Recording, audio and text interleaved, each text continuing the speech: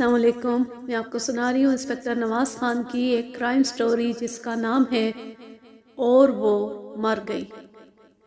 جس وقت فائر ہوا متوفیہ اپنے بستر پر سیدھی لیٹی ہوئی تھی. جس زاویے سے گولی جسم میں داخل ہوئی تھی اس سے اندازہ ہوتا تھا کہ قاتل زیادہ لمبے قد کا نہیں تھا یا اس نے بیٹھ کر گولی چلائی.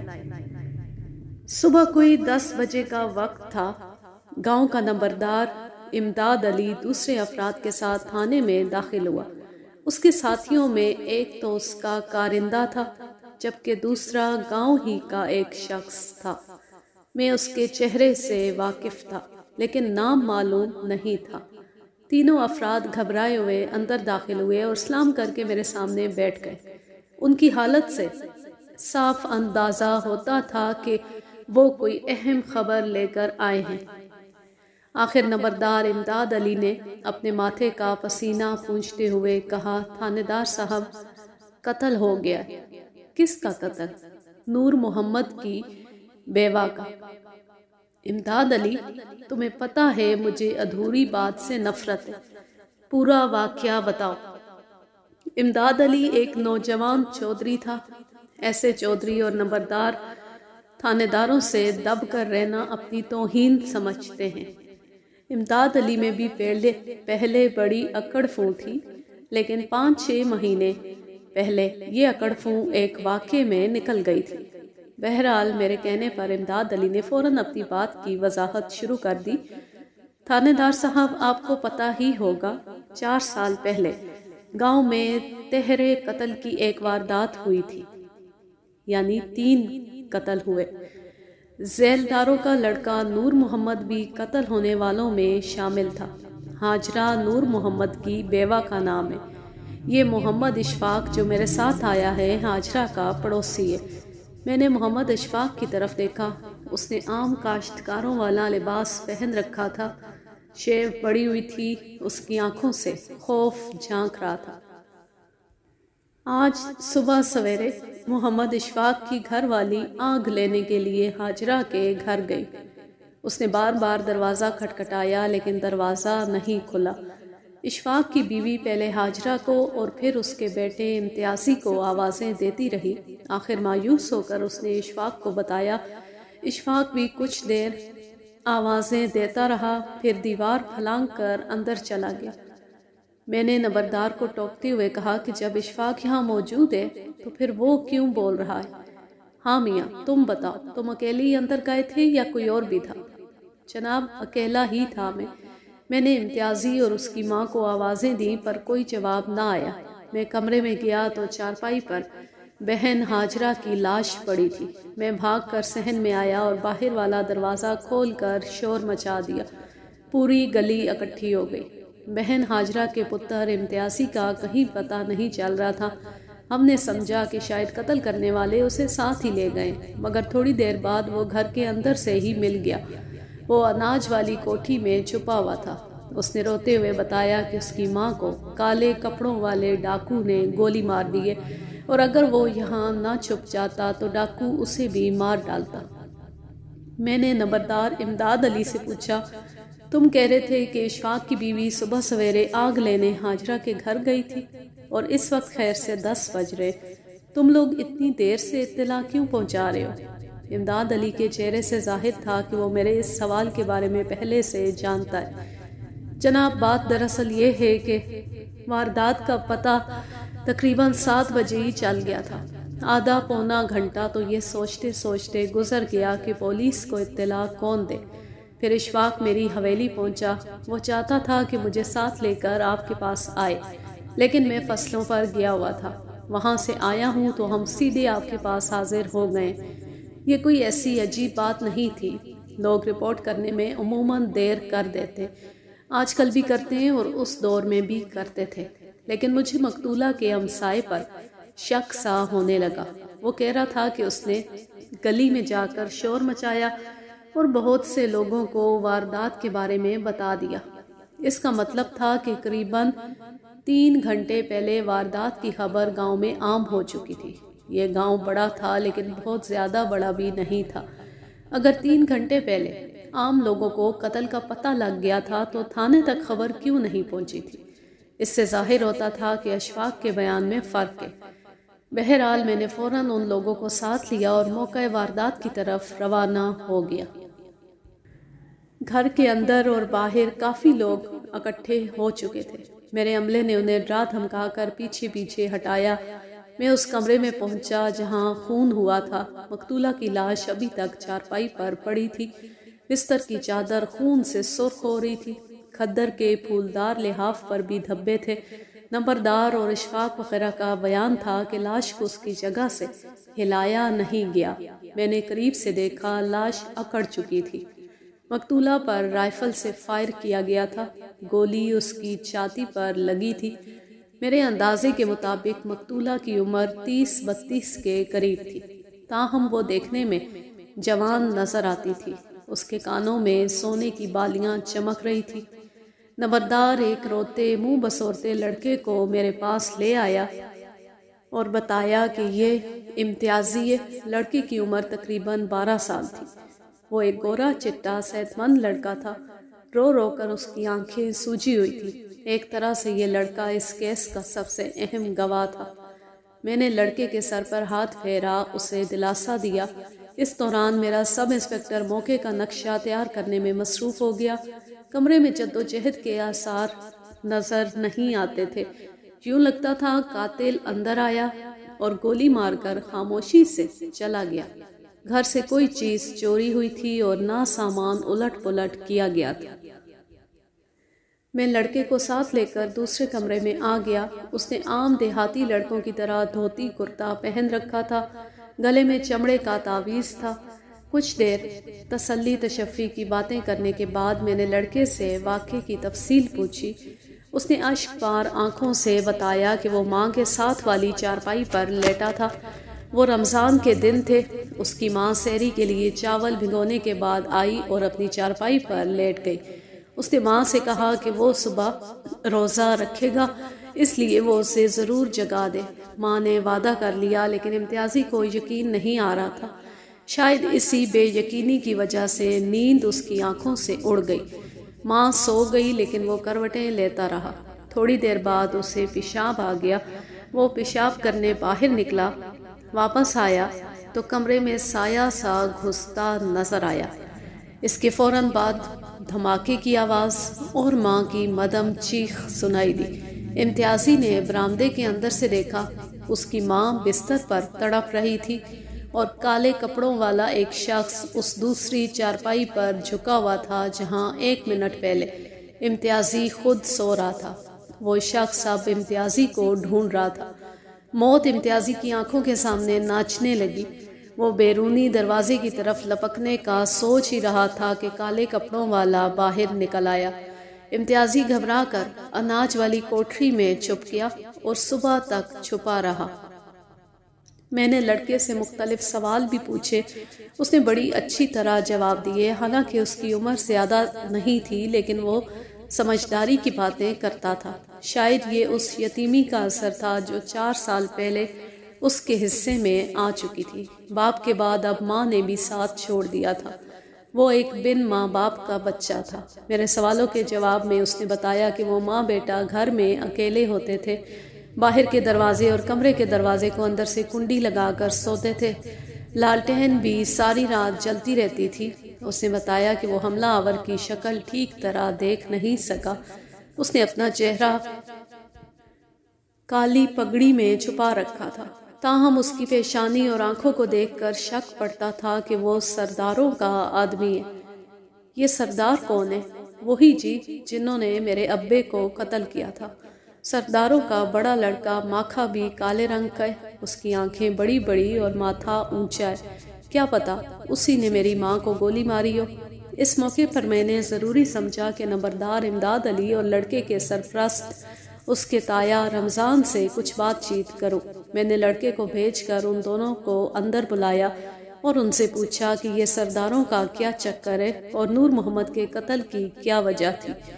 میرے اس سوال کے جواب میں نمبردار نے کہا، جناب یہ کوئی 4 سال پہلے کی بات ہے۔ اس وقت آپ اس تھانے میں نہیں پہنچے تھے۔ ان دنوں سردار لچھمن سنگھ کا بڑا زور تھا، ارد گرد کے دیہات میں سب اس سے ڈرتے تھے۔ اس کی زمین بھی کافی تھی اور اولاد بھی جوان تھی۔ اس نے گاؤں سے باہر ایک بڑا شاندار ڈیرا بنا رکھا تھا۔ کبھی کبھی دیسی یا ولایتی افسر بٹیر تیتر کا شکار کھیلنے آتے تھے تو اس کے ڈیرے پر ٹھہرتے تھے۔ اس ڈیرے کو سرداروں کا ڈیرا کہا جاتا تھا۔ پھر اللہ کا کرنا یہ ہوا کہ دیکھتے ہی دیکھتے سرداروں کا زور ٹوٹ گیا۔ لچھمن سنگھ گھوڑے سے گر کر مر گیا۔ اس کے بیٹے زمین کی تقسیم پر آپس میں لڑنے جھگڑنے لگے۔ لچھمن سنگھ کے ایک بیٹے ماکھا سنگھ کے کھیت نور محمد کے کھیت کی حد سے ملتے تھے۔ پٹواری نے پیسے کھا کر حد کی غلط نشاندہی کر دی۔ ماکھا سنگھ اور نور محمد میں جھگڑا ہو گیا، جس کا نتیجہ مسلح لڑائی کی صورت میں نکلا۔ اس لڑائی میں سرداروں کا ایک اور ہمارے 2 بندے قتل ہوئے، جن میں سے ایک نور محمد بھی تھا۔ اس کی موت کا سب کو سخت صدمہ ہوا۔ کیس چلا لیکن ماکھا رہا ہو کر گھر آ گیا۔ اب میں سمجھ گیا کہ لڑکے امتیازی نے جس ماکھے کا ذکر کیا ہے وہ کون ہے۔ میں نے نمبردار سے پوچھا، جس دشمنی کی بات تم کر رہے ہو اس کا اس قتل سے کیا تعلق ہو سکتا ہے؟ بہت گہرا تعلق ہے جی، لڑکے کے تایا رمضان نے جواب دیا۔ یہ دشمنی کوئی ختم نہیں ہو گئی، چل رہی ہے اور پتہ نہیں کب تک چلتی رہے گی۔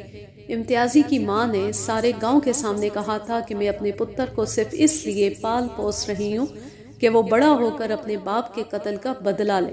دشمنوں کو پتا تھا کہ ایک دن انہیں خون کا حساب دینا پڑے گا، اس لیے انہوں نے نور محمد کی نسل ختم کرنے کی کوشش کی ہے۔ میں پورے یقین سے کہہ سکتا ہوں کہ یہ ماکھا سنگھ یا اس کے کسی ساتھی کا کام ہے۔ ہمارا پرچہ ماکھا سنگھ اور اس کے ساتھیوں کے خلاف ہے۔ امتیازی کا تایا بڑا جذباتی ہو رہا تھا۔ میں نے کہا، بھلے مانس، اتنی جلدی فیصلہ مت کرو، جب تک ٹھوس ثبوت نہ مل جائے کوئی بات بھی آخری نہیں ہوتی۔ تمہارے پاس کوئی ٹھوس ثبوت ہے؟ جناب، اس سے بڑھ کر ثبوت اور کیا ہوگا؟ ہمارے کاکے نے اسے صاف پہچان لیا، وہ ماکھے کے سوا اور کوئی نہیں تھا۔ جی کاکا تمہارا تو صرف اتنا کہہ رہا ہے کہ گولی چلانے والے کا چہرہ پگڑی میں چھپا ہوا تھا۔ لالٹین کی روشنی میں صرف بندے کی آنکھیں دیکھ کر اسے پہچاننا ممکن نہیں ہے۔ مجھے یہ بتاؤ کہ ماکھے کے علاوہ تم اور کس پر شک کر سکتے ہو؟ وہ ڈھٹائی سے بولا کہ جی ہمیں کسی اور پر شک نہیں۔ مقتولہ کا ہمسایہ اشفاق کیسا آدمی ہے؟ میرے سوال کے جواب میں نمبردار اور رمضان نے اسے اچھا آدمی قرار دیا۔ تمہارے اس اچھے آدمی نے غلط بیان کیوں دیا ہے؟ اس کا کہنا ہے کہ قتل کی خبر 7:30 بجے تک لوگوں تک پہنچ چکی تھی۔ آخر ہم بھی گاؤں میں رہتے ہیں۔ اگر یہ خبر 7:30 بجے گاؤں میں گردش کر رہی تھی تو مجھ تک کیوں نہیں پہنچی؟ اس کا صاف مطلب ہے کہ کم از کم 8:30 بجے تک اس خبر کو راز رکھا گیا ہے، اور اشفاق کا یہ بیان سراسر غلط ہے کہ اس نے لاش دیکھنے کے بعد 7 بجے ہی گلی میں نکل کر شور مچا دیا تھا۔ نمبردار کے چہرے پر رنگ سا آ کر گزر گیا۔ وہ کچھ دیر سر کے بال کھجانے کے بعد بولا، تھانے دار جی، دائی سے پیٹ نہیں چھپایا جاتا۔ میں بھی آپ کو ساری بات سچ سچ بتا دینا چاہتا ہوں۔ آپ کا یہ کہنا بالکل صحیح ہے کہ 9 بجے تک اس واقعے کی خبر گاؤں میں کسی کو نہیں تھی۔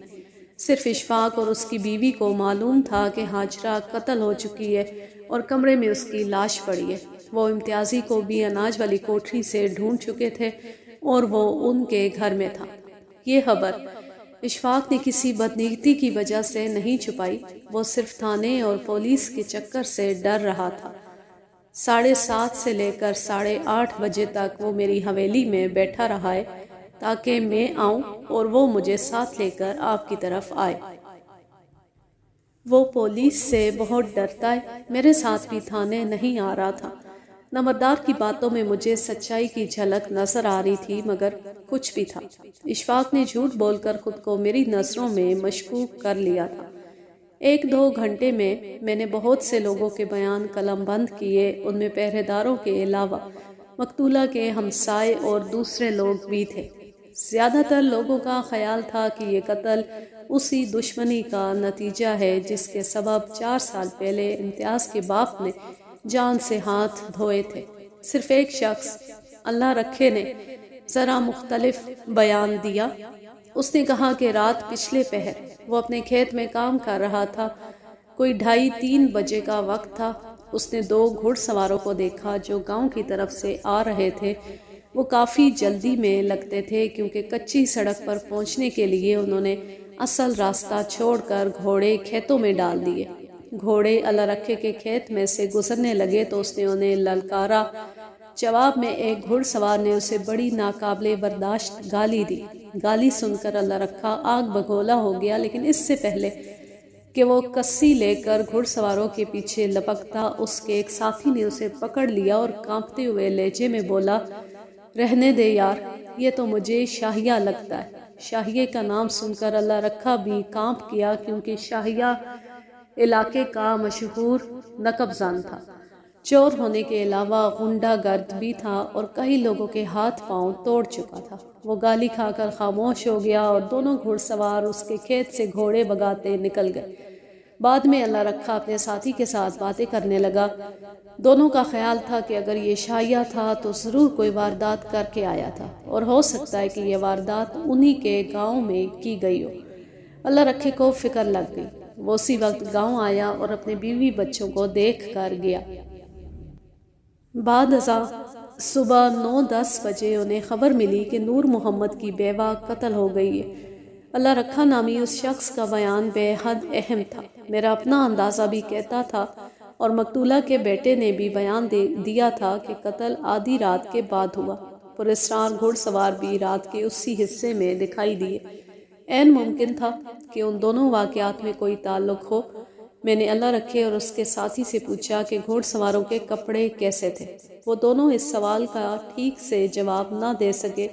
اللہ رکھے نے کہا کہ ان دونوں نے کھیس یا چادر کی بکلیں مار رکھی تھیں، اور ان میں سے ایک کی شلوار کسی گہرے رنگ کی یا کالے رنگ کی تھی۔ اللہ رکھے کے بیان کے بعد میں نے مقتولہ کے وارثوں سے شاہیہ کا ذکر کیا اور یہ جاننے کی کوشش کی کہ کیا یہ لوگ شاہیہ کے بارے میں پہلے سے جانتے۔ ان میں سے کوئی بھی اسے خاص طور پر نہیں جانتا تھا۔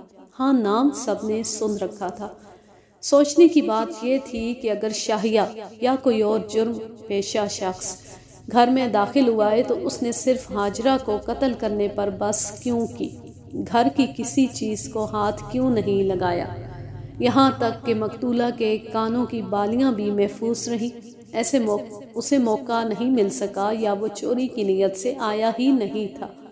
بہت سے سوال ذہن میں سر اٹھانے لگے۔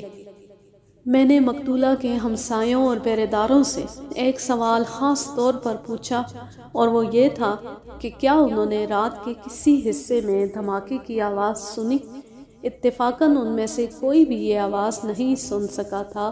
اس کی وجہ ظاہر تھی، سردیوں کا موسم تھا اور سب لوگ بند کمروں میں لحاف اوڑھے سو رہے تھے۔ نیند میں آدمی ویسے بھی معمولی بات پر توجہ نہیں دے پاتا۔ تفتیش کے سلسلے میں نے سب سے پہلے ماکھا سنگھ سے رابطہ قائم کیا۔ ہاجرہ کی لاش کو پوسٹ مارٹم کے لیے بھجواتے ہی میں نے ایک ASI کو ساتھ والے گاؤں سوپور روانہ کر دیا۔ ماکھا سنگھ اور اس کے بھائی سوپور میں رہتے تھے۔ قریباً 3 بجے سپہر ASI ماکھا سنگھ کو لے کر تھانے آ گیا۔ ماکھا ایک اونچا لمبا سکھ تھا۔ ماتھے پر کلہاڑی یا کسی اور آلے کا نشان تھا۔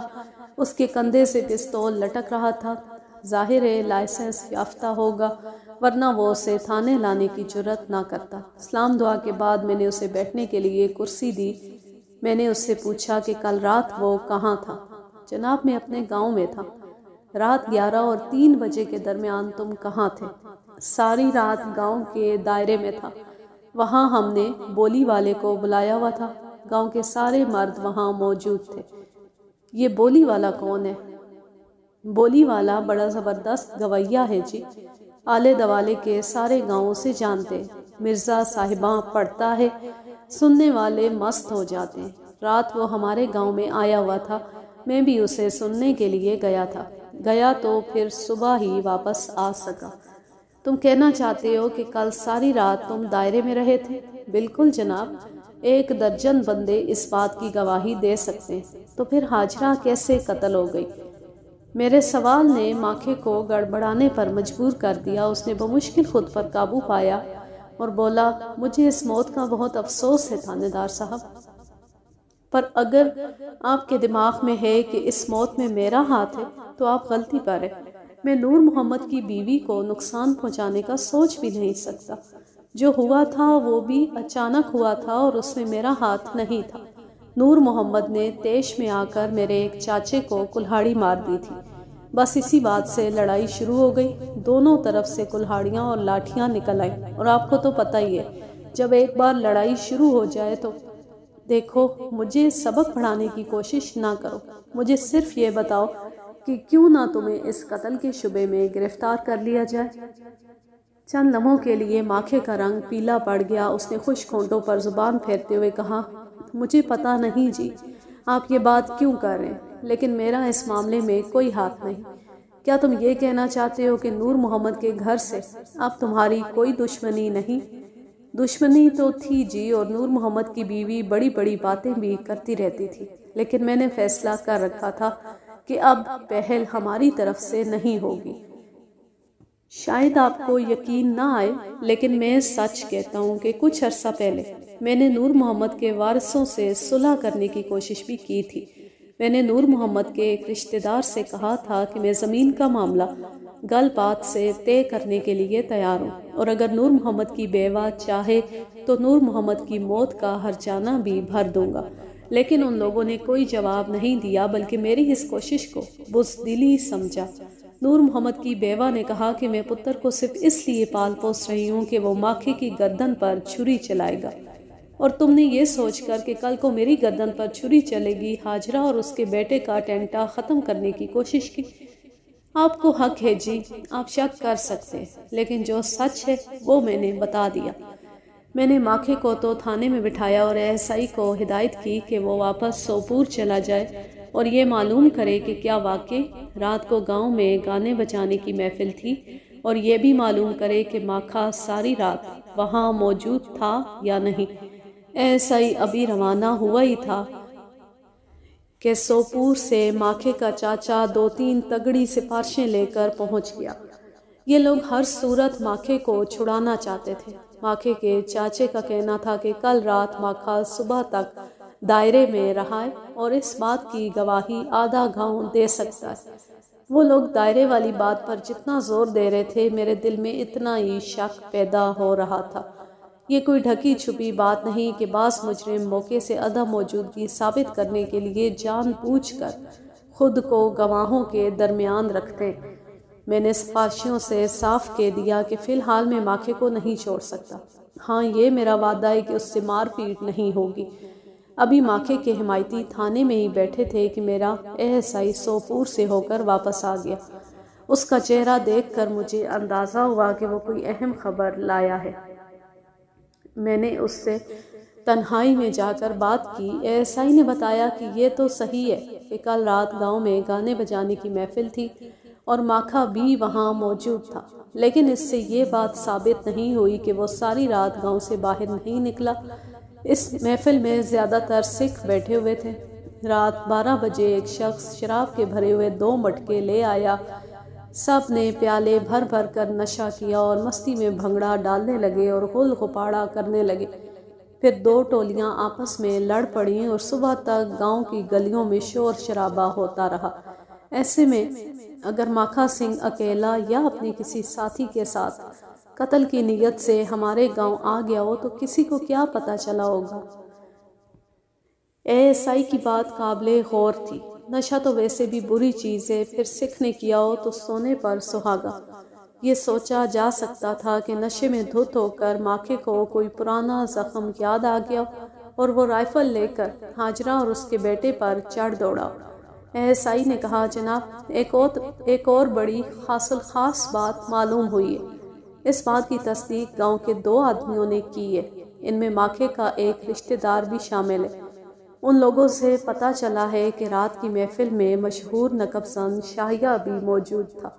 شاہیہ ماکھے کا لنگوٹیا یار رہا ہے، لیکن جب سے شاہیے نے رسہ گیری اور چوری چکاری شروع کی ہے وہ دونوں سرے عام زیادہ نہیں ملتے۔ رات گاؤں کے لوگوں نے بہت دنوں بعد دونوں کو اکٹھے دیکھا تھا۔ وہ پاس پاس بیٹھے بولیاں سنتے رہے۔ پھر جب بھنگڑے کا دور چلا تو دونوں نے ہاتھوں میں ہاتھ ڈال کر بھنگڑا ڈالا اور نشے میں للکارے مارتے رہے۔ ایسا کی یہ آخری اطلاع واقعی اہم تھی۔ اس کا مطلب تھا کہ کاشتکار اللہ رکھا نے جو بیان دیا وہ 100% درست تھا۔ رات پچھلے پہر اس کے کھیت میں سے گزرنے والے گھڑ سواروں میں سے ایک شاہیہ تھا اور دوسرا عین ممکن تھا کہ ماکھا سنگھ ہو۔ مجھے لگا کہ جیسے یہ کیس بہت جلد حل ہو جائے گا۔ اگر کھیت سے گزرنے والے واقعی ماکھا اور شاہیہ تھے تو 90% امکان تھا کہ یہ قتل انہوں نے ہی کیا ہے۔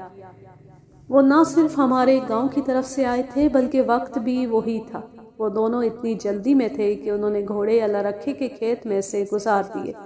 ایسائی کی اس اطلاع کے بعد میں نے پختہ فیصلہ کر لیا کہ چاہے کسی کی سفارش بھی آ جائے میں نے ماکھا سنگھ کو نہیں چھوڑنا۔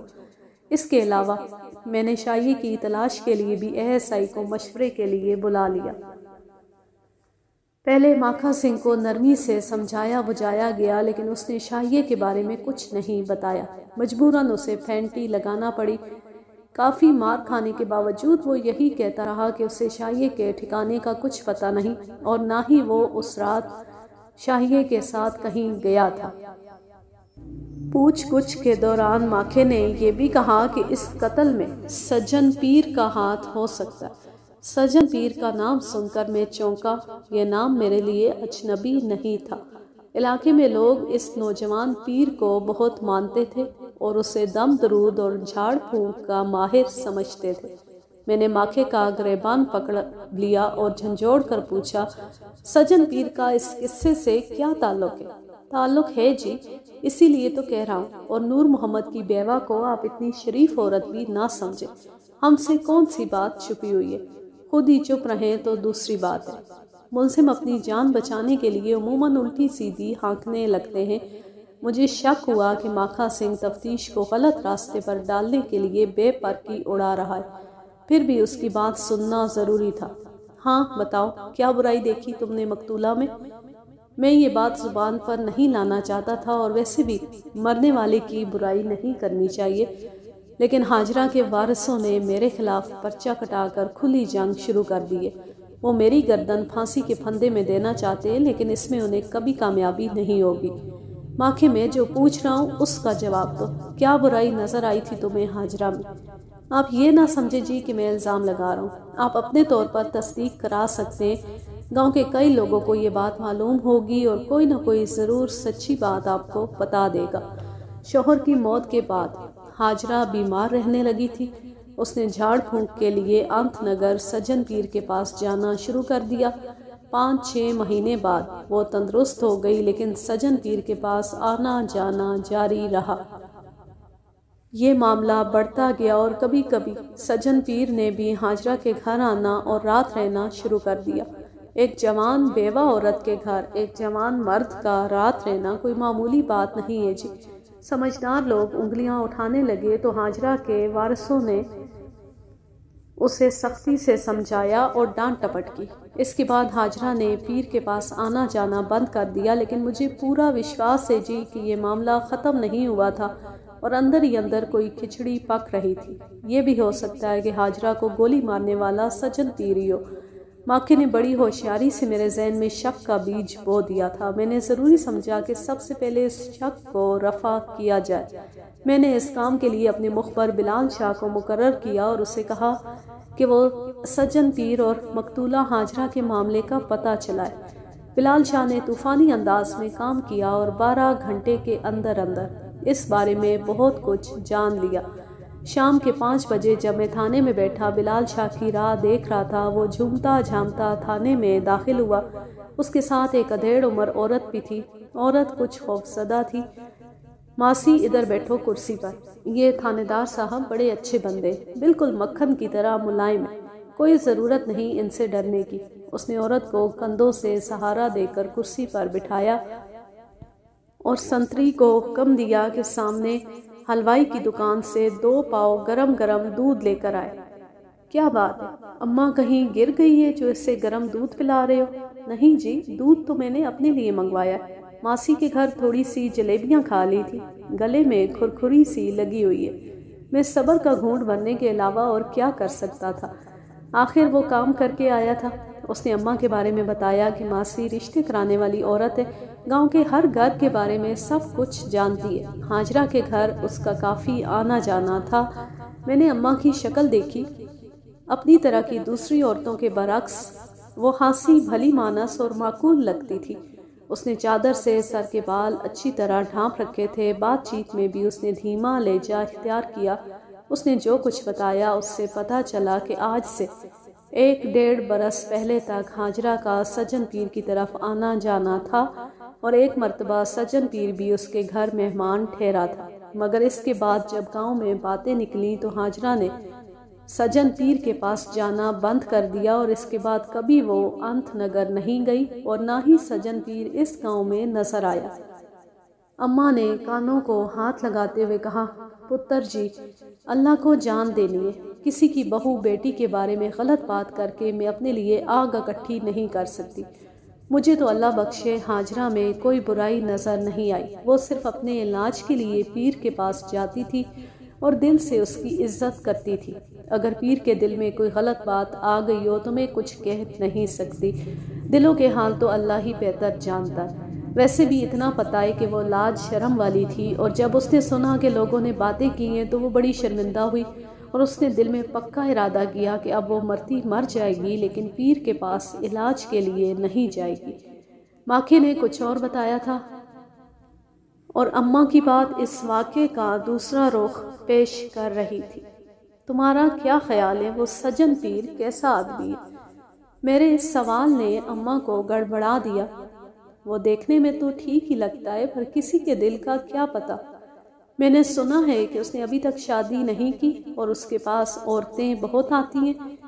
ہاں، عورتیں تو اسے بہت مانتی ہیں۔ عورت کے جوابات سے اندازہ ہوتا تھا کہ وہ خود بھی سجن پیر کے کردار پر شک کرتی ہے، تاہم وہ یہ بات کھل کر زبان پر نہیں لا رہی۔ میں اس نتیجے پر پہنچا کہ موجودہ حالات میں میرا سجن پیر سے ملنا بہت ضروری ہو گیا ہے۔ بوڑھی عورت کو میں نے رازداری کا پابند کر کے واپس بھیج دیا، اور بلال شاہ سے مشورہ کر کے یہ فیصلہ کیا کہ کل پچھلے ٹائم ہم دونوں اس سجن پیر سے ملنے انت نگر جائیں گے۔ ابھی ہم یہ باتیں کر ہی رہے تھے کہ شہر سے مقتولہ کی پوسٹ مارٹم رپورٹ آ گئی۔ یہ بڑی تفصیلی رپورٹ تھی۔ پولیس سرجن کوئی قابل آدمی لگتا تھا۔ اس نے ایک ایک بات پر وضاحت سے روشنی ڈالی تھی۔ خاص طور پر گولی کے زخم کا اس نے بہت تفصیل سے ذکر کیا تھا۔ زخم کی پوری پیمائش، رخ، گہرائی اور نوعیت، ہر چیز بیان کی تھی۔ اس نے لکھا تھا کہ گولی قریباً 8-10 فٹ کی دوری سے چلائی گئی۔ اس کا مطلب ہے گولی چلانے والا کمرے کے دروازے پر کھڑا تھا۔ جس وقت فائر ہوا متوفیہ اپنے بستر پر سیدھی لیٹی ہوئی تھی۔ جس زاویے سے گولی متوفیہ کے جسم میں داخل ہوئی، اس سے اندازہ ہوتا ہے کہ حملہ آور زیادہ لمبے قد کا نہیں تھا، یا پھر اس نے بیٹھ کر گولی چلائی ہے۔ یہی بات اس دوسری گولی کے سوراخ سے ثابت ہوئی ہے جو دیوار میں لگی تھی۔ اس سوراخ کا زاویہ میرے اندازے کے مطابق 30 درجے سے کم نہیں ہونا چاہیے تھا۔ اس کے علاوہ انگریز سرجن نے اور بھی بہت سی تفصیلات لکھی تھی۔ وقوعے کا وقت اس نے رات 11 اور 3 بجے کے درمیان بتایا تھا۔ اس کے معائنے کے مطابق 12 بور کی گولی متوفیہ کی بائیں چھاتی کے نیچے سے سینے میں داخل ہوئی تھی اور پھیپھڑا پھاڑ کر پچھلی پسلی میں جا اٹکی تھی۔ یہ ایک مہلک زخم تھا اور اس سے 2-3 منٹ کے اندر موت واقع ہو گئی تھی۔ اس رپورٹ کو پڑھنے کے بعد میں سوچ میں ڈوب گیا۔ ماکھا سنگھ اور شاہیہ میں سے کوئی بھی چھوٹے قد کا نہیں تھا، دونوں دراز قد اور چوڑے چکلے تھے۔ اگر ان دونوں میں سے کسی نے گولی چلائی تھی تو پھر پولیس سرجن کی رپورٹ کیا معنی رکھتی تھی؟ اچانک میرا دھیان اشفاق کی طرف چلا گیا۔ مقتولہ کا ہمسایہ اشفاق چھوٹے قد کا تھا، مشکل سے 5.25 فٹ کا ہوگا۔ پھر اس نے بیان بھی بڑا الٹا پلٹا دے رکھا تھا۔ میں سوچنے لگا کہیں پولیس سرجن کی رپورٹ اشفاق کی طرف اشارہ تو نہیں کر رہی۔ بہرحال اتنی جلدی کوئی رائے قائم کرنا ممکن نہیں تھا۔ میں نے اس خیال سے سوچ بچار ترک کر دی کہ پہلے اس کہانی کے اہم کردار سجن پیر سے ملاقات کر لی جائے۔ آج کے لیے بس اتنا ہی، اب لیتی ہوں آپ سے اجازت۔ جہاں رہیں خوش رہیں، شاد و آباد رہیں، ہنستے مسکراتے رہیں۔ اللہ حافظ، اللہ نگہبان۔